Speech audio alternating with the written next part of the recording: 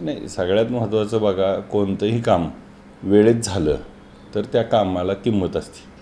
जर ते काम चालत असेल तर त्याला किंमत असण्याचं काही कारण नाही. मुळात प्रशासकीय काळ चालू आहे, 2 वर्ष झालं प्रशासक आहेत, तर 3 वर्ष झालं, आणि मग त्या 3 वर्षाच्या प्रशासकीय काळात असलेली कामं ही प्रशासनाची असतात. त्याचं कुणी श्रेय घ्यायचं काही कारण नाही.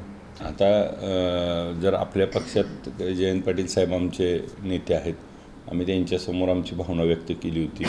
सुप्रियाताई आहेत आणि साहेब आहेत, आम्ही जयंत पाटील साहेबांमार्फत ती भावना व्यक्त केली. ताईंशी काही जुजवी चर्चा झाली आणि सगळे आम्ही एकत्र गप्पा गोष्टी करताना अशाच बऱ्याच वेळा चर्चा झाल्यात.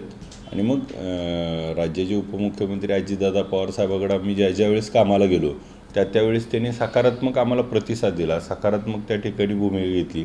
दूध भेसळच्या बाबतीत त्यांनी जी पावलं उचलली, त्यानंतर त्यावर विशेष बैठक लावली, ते काम केलं. परत आम्हाला तोडणी वाहतूक कामगारांचा जे मुकदम फसवतात त्याच्याबाबत बैठक असेल, दादांनी ज्यावेळी आम्ही गेलो त्यावेळी आम्हाला पक्षपात न करता त्या ठिकाणी आमच्या कामाला न्याय देण्याचं काम केलं. आणि त्यामुळं आम्हाला सकारात्मक भावना दिसती, आणि ती सकारात्मक भावना आम्ही आमच्या पक्षपातीवर मांडली की दादांकडनं सकारात्मक आहे असं आम्हाला जाणवतं, तर आपण पण सकारात्मक घेऊन पाऊल पुढे उचलावं अशी आमची विनंती आहे, असं म्हणणं.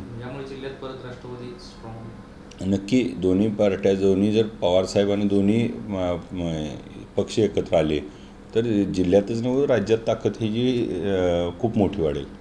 या संदर्भात आपल्या पक्षाच्या आमदारांची बैठक आहे भविष्यात बोलवली किंवा काय? त्यात आत्ता युद्धजन्य परिस्थिती आहे, युद्धजन्य परिस्थिती थोडी निवळल्यानंतर त्याच्यावर मला वाटतं की बोलवतील आणि त्याचा पुढचा निर्णय होईल. नक्कीच आपण बघितलं असेल, देशाचे नेते शरदचंद्र पवार साहेबांनी आपल्याच माध्यमातून आम्ही ऐकलं की साहेबांनी दोन्ही राष्ट्रवादी एकत्र आल्या तर आश्चर्य वाटणार नाही असं विधान केलं, असं आम्ही न्यूजमधून ऐकलं. पण साहेबांनी जर ह्या पद्धतीनं भूमिका असेल तर नक्की आम्ही त्याबद्दल सकारात्मक आहोत. जो निर्णय साहेब घेतील तो आम्हाला अंतिम असेल, आणि दोन्ही राष्ट्रवादी एकत्र आल्या, दोन्ही पवार कुटुंब एकत्र आले तर याच्यासारखा आनंदाचा क्षण दुसरा कोणताही नसेल. सोलापूर जिल्ह्यातले 4 आमदार पवारसाहेबांचे आहेत, 4 आमदारांनी सुद्धा, खासदारांनी सुद्धा त्यासाठी प्रयत्न केल्याची अशी चर्चा आहे की एकत्रीकरणासाठी सहभाग जास्त आहे किंवा तुमचा आग्रह जास्त आहे?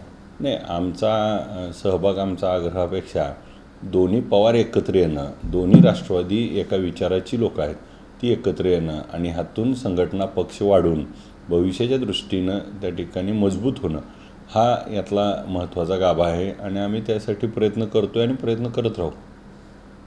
दुसरी गोष्ट, स्थानिक स्वराज्य संस्थेच्या निवडणुका, जिल्हा परिषद, पंढरपूर नगरपालिका, या महायुतीचं लढणं का स्वतंत्रपणे निवडून जाणार?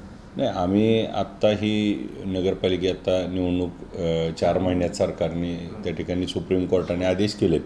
त्यामुळे पंढरपूर नगरपालिकेची निवडणूक लढण्यासाठी आम्ही आमच्या सर्व समविचारी सर्व आघाड्यांना सोबत घेऊन त्या ठिकाणी ही निवडणूक ताकदीनं लढणार, आणि सगळ्याला सोबत घेऊन ह्या निवडणुकीमध्ये जे गेले 25-30 वर्ष झालं पंढरपूरचं जे सत्तांतर आहे ते करण्याचा योग ह्यावेळेस मला खात्री वाटते की लोक त्या ठिकाणी देतील, आणि यातून ह्या पंढरपूर नगरपालिकेच्या निवडणुकीत आम्ही सत्ता अंतर करू आणि नवीन आघाडी त्या ठिकाणी येईल, आणि ती आघाडी पंढरपूरच्या सर्वांगीण विकासाच्या दृष्टीनं त्या ठिकाणी काम करेल. तुमच्याबरोबर समाधान अवताडे असतील किंवा राजू खरे असतील, असणार का पक्ष म्हणून लढणार?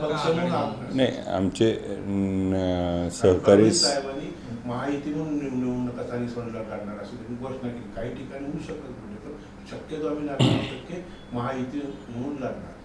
सन्माननीय सदस्य राजाभाऊ खारे साहेब असतील आणि सन्माननीय सदस्य समाधानदादा अवताडे साहेब असतील, त्यांच्यातली जर त्या लोकांना, म्हणजे राजाभाऊ खारे साहेबांना आम्ही तर एकत्र लढू, परंतु अवताडे साहेबांच्या सहकाऱ्यांना जर तिथं त्या ठिकाणी न्याय मिळत नसेल तर त्या सहकाऱ्यांच्यासाठी दादा देखील आमच्या आघाडीत सामील होतील, आणि आघाडी म्हणून आम्ही लढू.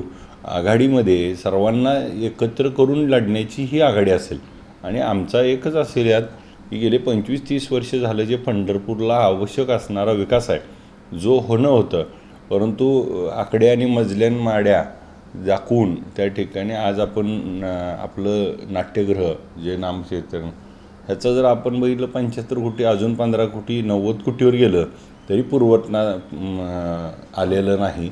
आणि दुसरी गोष्ट की त्याच्यात झालेला भ्रष्टाचार, जो ठेकेदार त्याच्यावर ही असलेलं, आपली पंतप्रधान आवास योजना बंद पडलेली, त्याच्या मागची काय कारणं आहेत, अशी पंढरपूरच्या असंख्य कारणं आहेत ज्याच्यामुळं त्या ठिकाणी पंढरपूरची लोक आता परिवर्तनाच्या दिशेनं आहेत आणि परिवर्तन करतील.